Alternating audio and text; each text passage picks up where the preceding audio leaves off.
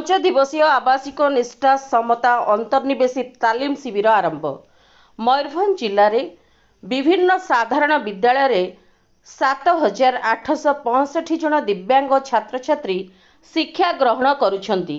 शिक्षार गुणात्मक वृद्धि निमंते विद्यालयर समस्त शिक्षक और शिक्षयित्री को तालीम प्रदान करने पर जिला स्तर में गोष्ठी संबल शिक्षक प्रस्तुत करा जायछि।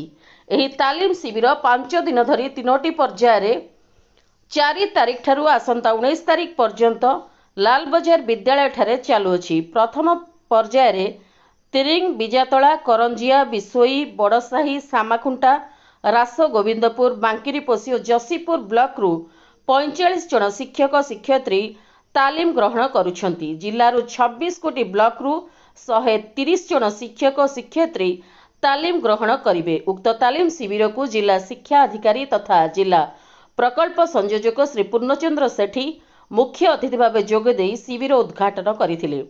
जिला अंतर्निवेशी संयोजक श्रीयुक्त निरंजन नायक शिविर परिचालना करथिले।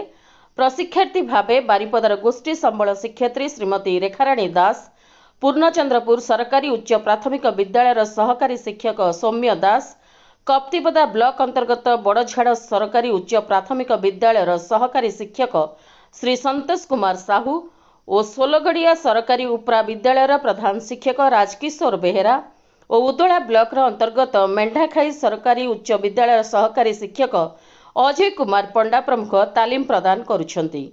श्री वीरेंद्र कुमार साहू, श्री दिलीप कुमार दास प्रमुख तालीम परिचालन में सहयोग प्रदान करुछंती। मयूरभंज जिलूर Debasmit Choudhury report, prime TV Odia.